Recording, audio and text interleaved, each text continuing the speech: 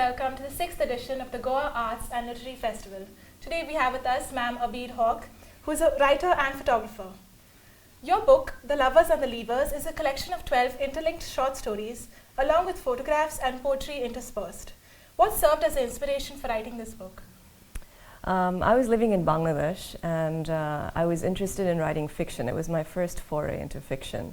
And so I wanted to meet as many people, talk to as many people, and figure out how I could write a series of stories that would tell, from the perspective of many different characters, tell different stories of love. You've spent 2 years in Bangladesh. Can you tell us more about the literary scenario in Bangladesh as compared to other countries? The English writing scene in Bangladesh is pretty small. The Bangla scene is much bigger, obviously. That's been going on for a long time. And right after independence, a lot of the schools switched over to Bangla medium, so actually English took a back seat for some time.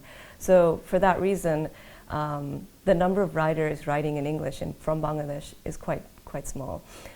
There's not that many of us yet. There's more now, but when I was there was this small writers group that had started called Writers Block, and so that group now is coming, a bunch of them have books out now. I was there from 2006 to 2008.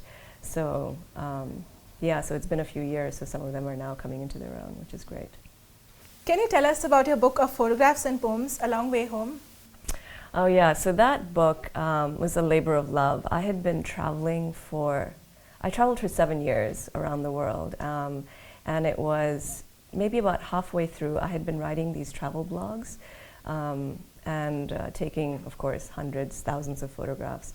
And I wanted to make a memento of those years, and so my idea was to make a monograph and to have very different pictures in this book, but have them, like the way I laid it out actually is there's a picture on every page, and so the facing pages will somehow be linked, even though they'll be from very different countries. They'll have some kind of thematic or color or content, some kind of link between them, so you can see the connections between very different places. So it took me a long time to figure out how to structure the book, and because I'm also a writer, I couldn't just leave the photographs and just do photographs. I had to put poems in there as well and caption all of them. So eventually I did that, and I decided to print it in Bangladesh because it's cheaper to print it there. And my cousin also is a great graphic designer, so he laid it out for me very beautifully. So it's my memento of my gypsy years. Okay. How has your experience at GALF been different from other literature festivals that you have attended? I'm a bit of a Literature Fest newbie. This is only my second Literature Fest. The only other one I've gone to is the one in Dhaka last year. The Dhaka is now called the Dhaka Literary Festival.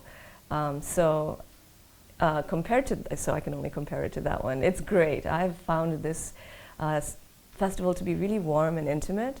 It's a little disorganized. There's a lot of changes of the program at the last minute, but that aside, I find that it's very easy to talk to people. You can just meet them. There's these sort of lovely little spaces. You can bump into them at the restaurant or at the book section, and between sessions. So I found it to be, so far, really lovely. Which writers and poets have influenced you and your work? But I do, because I'm not sure what I'm being influenced by. I do love many writers. One of my favorite writers is David Mitchell, because he is able to write he combines very different stories, and he kind of connects them in these very subtle and complicated ways. And his writing is really gorgeous, so I really adore him. You are currently working on a memoir titled Olive Witch. Can you tell us more about it? Yeah, I'm actually done with it. It's gone off to press just a couple of weeks ago, and it's going to come out next month. And it's basically a growing up story. It's about, I was born in Nigeria, and I lived there for my whole childhood until I was 13. And then my parents, my family, my immediate family, we moved to the States after that. And so, and then later on as an adult, I moved to Bangladesh for 2 years. So the book is kind of set in it's divided into 3, and each section is set in a different country.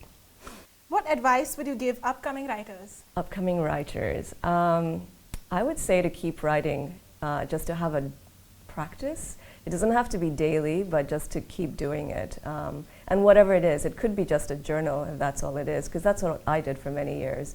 And in fact, my journal fed into my memoir. I actually went back and looked at these old entries, and I used a lot of these passages to feed into my memoir, and also poems as well.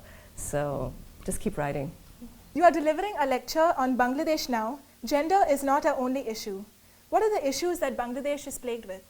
Well, there's a lot of political issues, I think. I'm not sure that's what we're going to talk about. We were going to talk about what topics we like to write about, which aren't necessarily, could be about gender. I don't think there's any way to really escape gender in a way.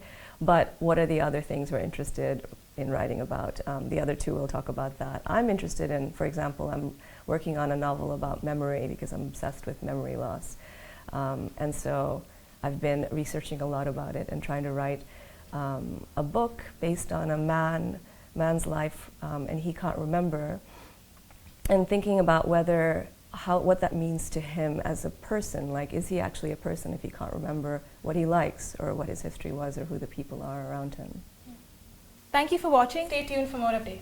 Thank you.